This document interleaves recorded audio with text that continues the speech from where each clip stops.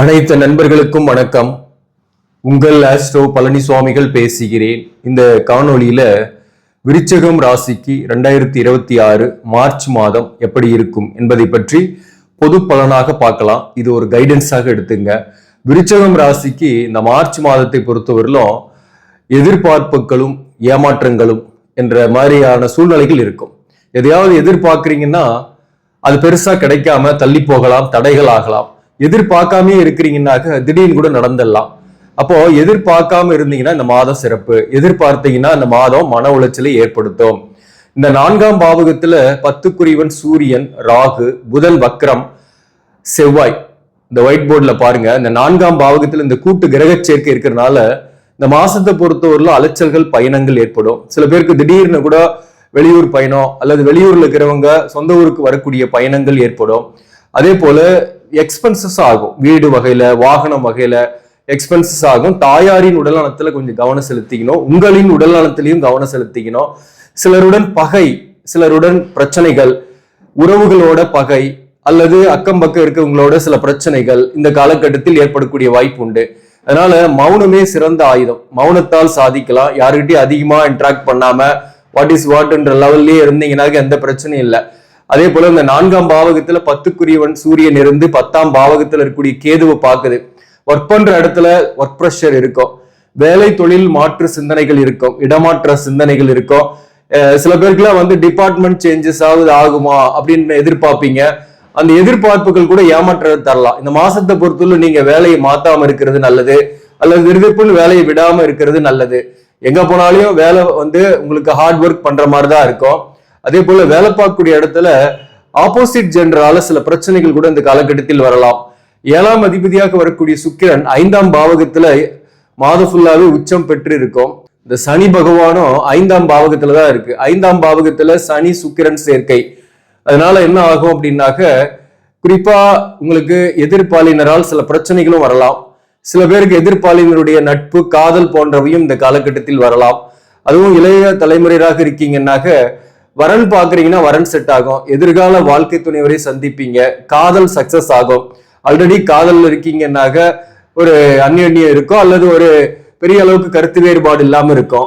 அதே போல இந்த சில பேருக்குலாம் பாத்தீங்கன்னாக்க புதிய நட்பு, புதிய உறவுகள் ஏற்படக்கூடிய வாய்ப்பு உண்டு. உங்களை விட்டு விலகி போனவர் வருவாரா அப்படின்ற கேள்விதான் நிறைய பேருக்கிட்ட. அந்த விலகி போனவர் வருவதற்கான வாய்ப்புகள் என்பது இல்லை. இந்த சனி 5ஆம் பாவகத்தில் இருக்கிறதுனால நிரந்தரமா உங்களுக்கு வாய்ப்பு இல்லை. இந்த சுக்கிரன் 5ஆம் பாவகத்துல வர்றதுனால இந்த 45 டேஸ்க்கு எதிர்ப்பாளினுடைய சிந்தனை வரும். உங்களோடு பழகியவங்க, உங்களோடு இருந்த காலங்கள், உங்களோடு இருந்துட்டு விலகி போனதை பற்றி நினைப்பு, அல்லது வாழ்க்கை துணைவருடன் ஒற்றுமையா இருக்கக்கூடிய சூழ்நிலைகள், அந்த விலகி போன அந்த நல்ல நட்போ அல்லது நல்ல உறவோ மீண்டும் வருவதற்கான வாய்ப்பு என்பது இல்லை. இங்க சனி இருக்கிறார், கெடுக்கிறாரு. சுக்கிரனால அந்த எண்ணங்கள்லாம் வரும், ஆனாலும் அது சக்சஸ் ஆகுறதுன்றது நிரந்தரமாக ஏற்படுறதுக்கு வாய்ப்பு இல்லை. அதே போல திருமணம் ஆகாதவங்களுக்கு திருமணம் ஆகக்கூடிய வாய்ப்போ அல்லது வரன் வர்றது, பேச்சுவார்த்தை நடக்கிறது. சில பேருக்குலாம் காதல் கூட பாத்தீங்கன்னாக்க பேச்சுவார்த்தையில முடியலாம். சில பேருக்கு மறுமணத்திற்காக வரன் பாக்குறீங்கன்னாக்க மறுமணத்திற்கான வாய்ப்புகள்லாம் உண்டு. ஆனாலும் இந்த ஒர்க் பண்ற இடத்துல உங்களுக்கு வரக்கூடிய அந்த எதிர்ப்பாளினுடைய நட்பு, உறவு கிட்ட கொஞ்சம் கவனமா தான் இருக்கணும் நீங்க. அப்படி இல்லைனாக்க அங்க உங்களுக்கு மேலும் ஒர்க் ப்ரெஷர், மேலும் நேம் கெடுறது அல்லது அவமானம், சில சக பணியாளர்களால் பிரச்சனைகள் வர்றது போன்றவையும் இந்த காலகட்டத்தில் ஏற்படும். அதே போல மற்றவங்களை பத்தி எப்பயுமே வெளிப்படையா அந்த மாசத்தை பொறுத்தவரை பேசக்கூடாது. அப்படி வேற ஒருத்தரை பத்தி இன்னொருத்தர்கிட்ட சொல்றீங்கன்னாக்க உங்களுக்கு இந்த மாசத்துல சில உறவுகளால சிக்கல்கள், சில நண்பர்களால சில மோதல்கள், பிரச்சனைகளும் வரக்கூடிய வாய்ப்பு உண்டு.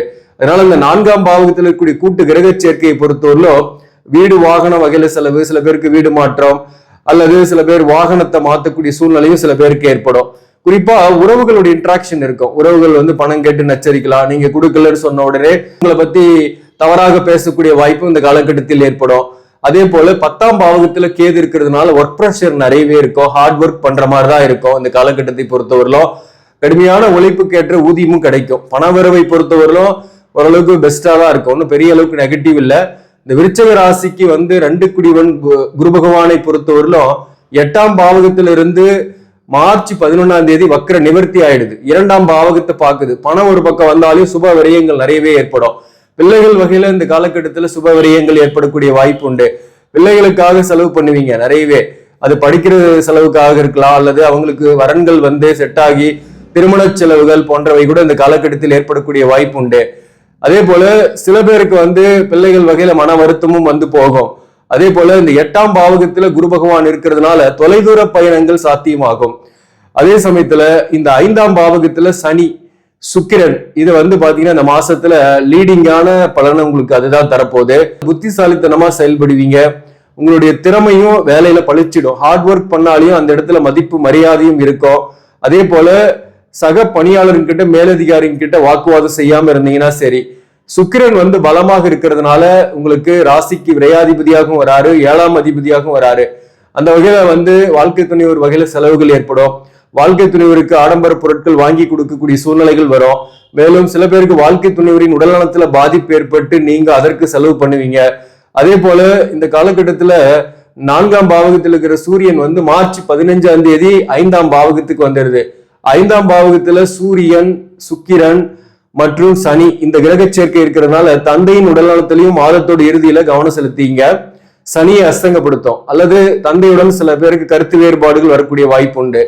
அதே போல அண்ணன் தம்பி அல்லது அங்காளி பங்காளிகளோட உறவு நிலை இந்த காலகட்டத்தில் சரியா இருக்காது. சில மிஸ் அண்டர்ஸ்டாண்டிங் போகும். சில பேருக்கு பாத்தீங்கன்னாக்க வரவேண்டிய பணம் தடைப்பட்டு அதுக்கப்புறம் வரும். அதாவது உங்களுக்கு வரவேண்டிய ஊதியமே கூட உடனடியா உங்களுக்கு வராம கொஞ்சம் தாமதப்படுத்தும். நீங்க பண்ண பிசினஸ்க்கு கூட சொல்றேன். கடனுடைய அழுத்தம் கொஞ்சம் ஏற்படும். புதிய கடன் வாங்குறதுல கவனமாக இருக்கணும். பழைய கடனை கொஞ்சம் செலுத்தக்கூடிய சூழ்நிலைகள் இந்த காலகட்டத்தில் ஏற்படும். பழைய கடனை கட்டும் போது உங்களுக்கு மன அழுத்தம் பெருசா இல்லாம இருப்பீங்க. இந்த 4ஆம் பாவகத்துல இந்த புதன் வக்ரம் பெற்று இருக்கிறதுனால பொதுவாகவே பாத்தீங்கன்னாக்க 8 வக்ரம் ஆகுறது உடல்நல விஷயத்துல கொஞ்சம் கவனம் செலுத்திக்கணும். அதே போல ஒப்பந்தங்கள்ல கையெழுத்து போடும் போது கவனமா இருக்கணும். புதிய ஒப்பந்தம் செய்யறது போன்றவற்றை தவிர்க்கிறது நல்லது. கன்ஸ்ட்ரக்ஷன் ஸ்டார்ட் பண்றது, அல்லது வீடு வாங்குறது, விற்கிறது, இந்த மாதிரியான விற்பனை வாங்குறது இதெல்லாம் ஒப்பந்தம் போடணும். இந்த ஒப்பந்தம் போடுறதை தவிர்க்கிறது நல்லது. அதே போல பிசினஸ் ஓரியன்டா நீங்க ஒப்பந்தம் போடணும் அப்படின்னாக்க உங்க சார்பா வேற ஒருத்தரை சைன் பண்ண வைக்கலாம், அல்லது கிளீனா படிச்சு பார்த்துட்டு கொஞ்சம் மார்ச் 20ஆம் தேதிக்கு மேல அதை சைன் பண்றது உங்களுக்கு பெனிஃபிட்டை கொடுக்கும்.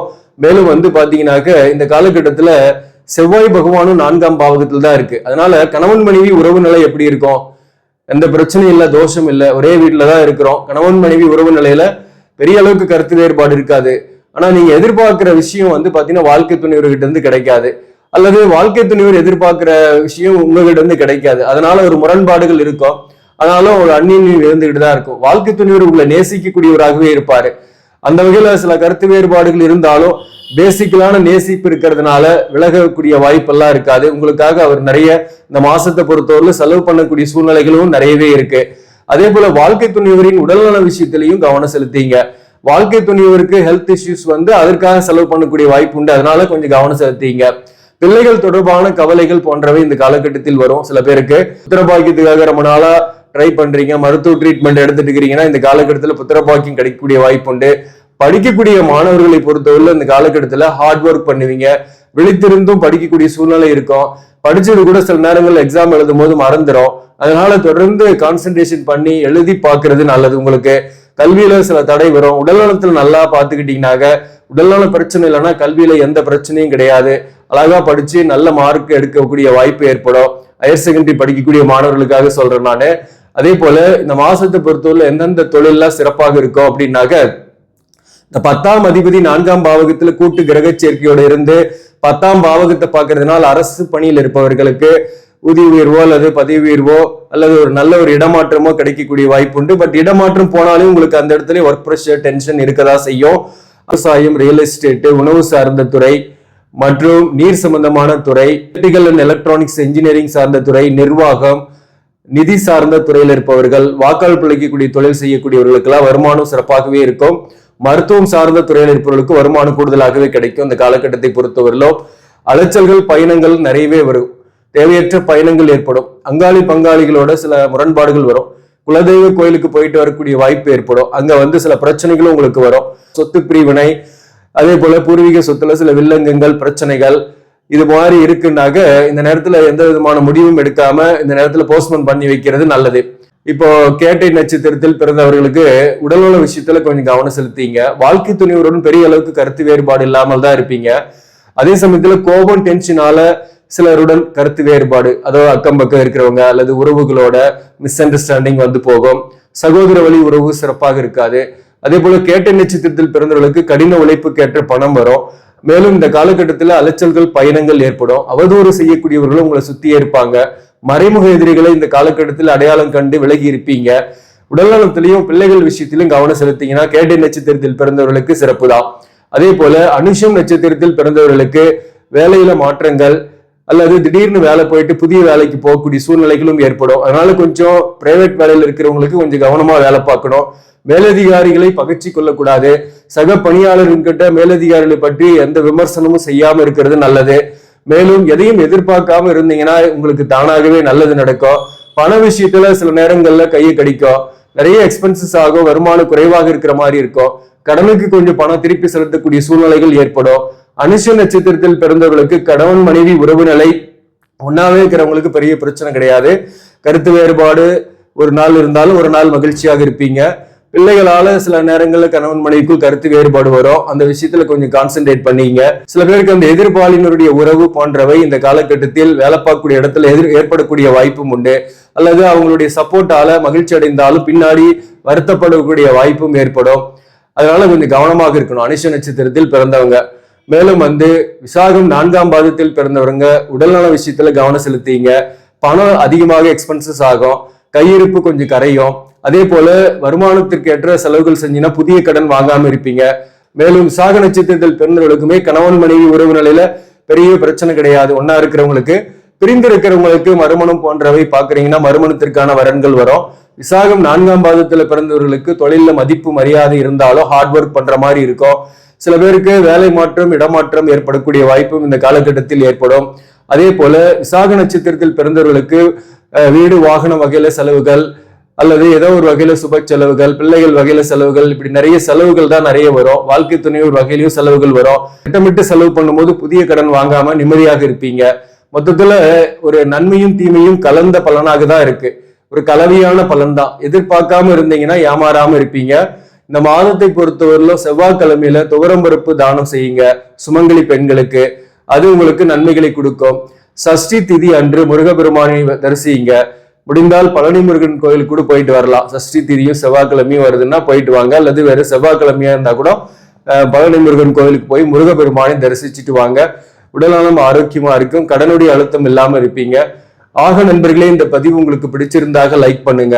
இதை மற்றவர்களுக்கும் ஷேர் பண்ணுங்க. இன்னும் நம்ம சேனலை சப்ஸ்கிரைப் பண்ணாம பாக்குறவங்க சப்ஸ்கிரைப் பண்ணி கண்டினியூ பண்ணுங்க.